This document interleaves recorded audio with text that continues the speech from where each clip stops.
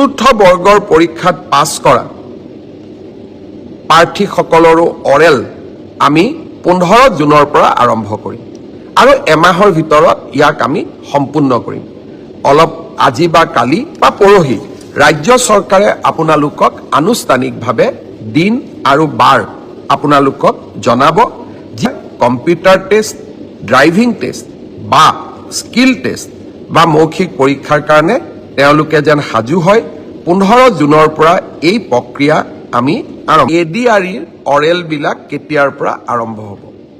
আপোনালোকে জানে যে ADREত বিশেষ কেইটামান পৰীক্ষা অনুষ্ঠিত হৈছিল। প্ৰথম আছিলে গ্ৰেড 3 ড্ৰাইভাৰ, ষ্টেনো আৰু ইলেক্ট্ৰিচিয়ান অৰ্থাৎ APDCLৰ কাৰণে। আজি আমি সিদ্ধান্ত লৈছোঁ যে গ্ৰেড 3ৰ কাৰণে কম্পিউটাৰ টেষ্ট, ড্ৰাইভাৰৰ কাৰণে ড্ৰাইভিং টেষ্ট, ষ্টেনোৰ কাৰণে ষ্টেনোৰ ব্যৱহাৰিক টেষ্ট আৰু ইলেক্ট্ৰিচিয়ানৰ কাৰণে ইলেক্ট্ৰিচিয়ানৰ স্কিল পৰীক্ষা কৰাৰ যিটো পৰ্যায় তাক আমি 15 জুনৰ পৰা আৰম্ভ কৰিম আৰু এই সমগ্ৰ ব্যৱস্থা আমি এটা মাহৰ ভিতৰতে সম্পূৰ্ণ কৰিম। ঠিক তেনেকৈ চতুৰ্থ বৰ্গৰ পৰীক্ষাত পাছ কৰা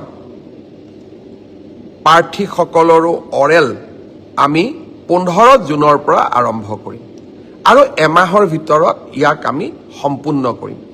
অলপ আজি বা কালি বা পৰহি ৰাজ্য চৰকাৰে আপোনালোকক আনুষ্ঠানিকভাৱে দিন আৰু বাৰ আপোনালোকক জনাব।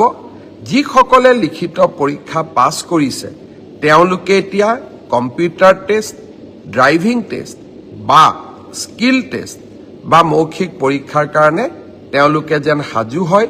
15 জুনৰ পৰা এই প্ৰক্ৰিয়া আমি আৰম্ভ কৰিম। মোক আৰু এটা প্ৰশ্ন বহুতে সুধি আছে যে PGT আৰু গ্ৰেজুৱেট টিচাৰৰ পৰীক্ষাৰ ৰিজাল্ট কেতিয়া দিব। আমি 5 জুন তাৰিখে প্ৰভিজনেল ৰিজাল্ট এনাউন্স কৰিম। 5 জুনত প্ৰভিজনেল লিষ্ট এনাউন্স কৰাৰ পিছত আপোনালোকৰ ডকুমেণ্ট ভেৰিফিকেশ্যন হ'ব আৰু যিসকলৰ ডকুমেণ্টছ জেনুইন হ'ব তেওঁলোককে আমি চূড়ান্তভাৱে পৰীক্ষাত উত্তীৰ্ণ হোৱা বুলি ঘোষণা কৰিম। অৰ্থাৎ পৰীক্ষাৰ ৰিজাল্ট কেতিয়া দিব?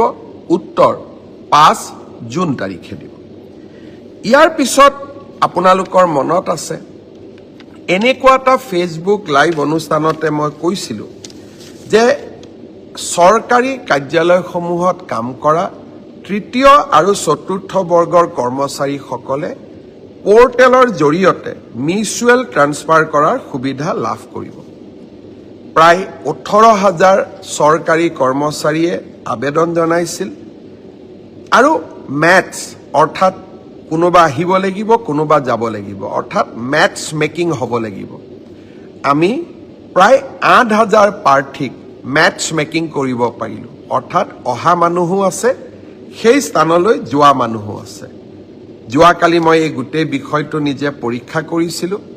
মই আপোনালোকক জনাব খুজিছোঁ যে জুন মাহৰ প্ৰথম সপ্তাহত আমি পৰ্টেলৰ জৰিয়তে যিসকল যোগ্য হ'ল তেওঁলোকৰ ট্ৰান্সফাৰ অৰ্ডাৰসমূহ আমি মুকলি কৰি দিম।